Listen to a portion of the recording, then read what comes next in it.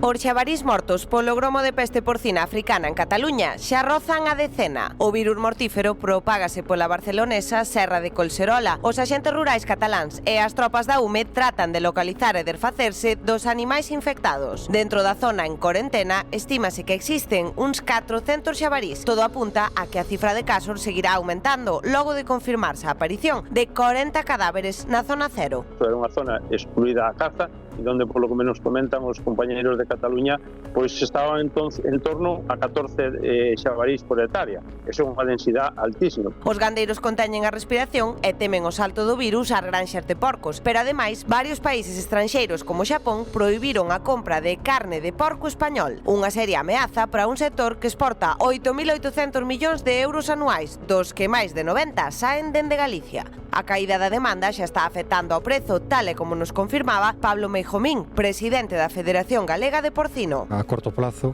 xa o precio de Lérida onte nunha mesa extraordinaria xa baixou 10 céntimos, estamos por debaixo de costes de produción. Para evitar que o ébola dos porcos entre en Galicia, os responsables das explotacións piden que se intensifique o control cinexético dos xabarís, é dicir, a caza. Para nós é o máis preocupante ahora mesmo, creemos que se entra en Galicia non vai a ser por xabarís que veñan de outras rexións, senón porque se poidan contaxar comendo de basureiros ou de contedores nas cidades. É que o porco bravo está afeito a irromper nos núcleos urbanos e come lo que poida. De feito, crese que aí está a orixe do gromo. A peste puido regresar a España nun bocadillo contaminado. Agora a cuestión é, podemos cercar o virus e controlalo?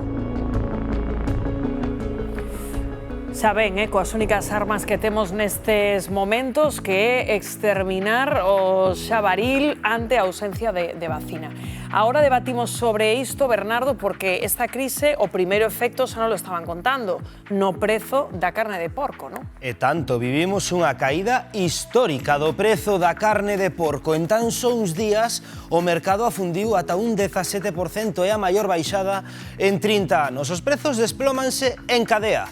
O porco de 20 kilos perde 5 euros así de golpe e todas as categorías baixan entre 10 e 20 céntimos por kilo. Un golpe duro para os produtores dun sector que exporta máis da metade do que produce e Galicia non é allea a esta crise. Aquí hai máis de 2.000 explotacións censadas e alrededor de 5.000 empregos directos conteñen o alento ante esta situación. As empresas cárnicas, as cooperativas, as granxas familiares, todas miran con inquedanza o que poida pasar. E o problema non é só o prezo.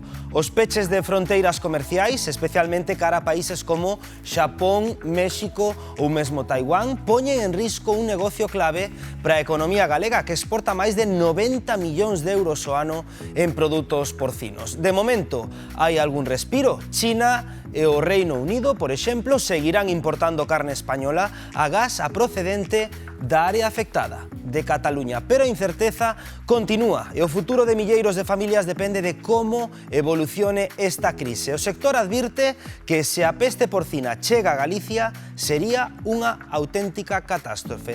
Por se alguén na casa se está preguntando por que baixa o prezo, fácil de entender. Se alguén non nos compra e queremos darlle saída a esa carne, a eses menos compradores teremos que baixarlle o prezo para que nos compren. Imos ata Carballo, estamos ali nunha explotación porcina. Como están os ánimos ante a situación, Padín? Pois xa te imaginas como están por aquí nesta explotación de Carballo os ánimos, por eso quixemos vir a falar con José Manuel. Moi bo día. Moi buenos días. Como están os ánimos, José Manuel? Pois te podes imaginar polos suelos. Polos suelos porque falamos dunha gran caída económica do prezo do porcino, non? Exactamente, de feito, desde os 27 anos que levo eu como produtor, nunca se produciu unha baixada de 10 céntimos nunha semana. Viña caendo xa o precio, pero ti agardabas que caíse tantísimo? Pois, bueno, si é certo que a partir do verán o porco suele baixar, pero se non chega a ser por o brote de peste que houve en Cataluña nun jabalí, pois seguramente non se producía esta baixada tan brutal.